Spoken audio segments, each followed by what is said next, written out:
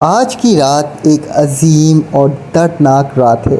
یہ وہ رات ہے کہ جس میں علی کی یاد نہ صرف یہ ہے کہ ان کے عظیم روح کے تمام دکھوں کی یاد تازہ کرتی ہے، بلکہ تاریخ بشر کے مظلوموں، محروموں اور مصیبت زدہ لوگوں کے تمام دکھوں کو بھی سامنے لاتی ہے۔ اس لیے علی تاریخ بشر میں عدالت مظلوم کے مجسم صورت ہیں۔ علی نہ صرف قرآن ناطق ہیں بلکہ آزادی ناطق، عدالت ناطق اور بلند پایہ ناطق بھی ہیں۔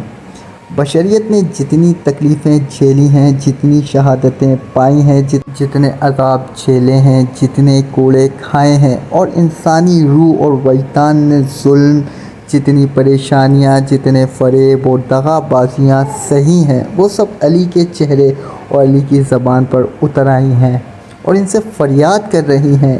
علی کے دکھ یہ ہیں اور اس لیے جو ہی وہ تلوار کو اپنے سر پر محسوس کرتے ہیں، بے ساختہ ان کے منہ سے نکلتا ہے، کعبے کی رب کی قسم، مجھے نجات مل گئی۔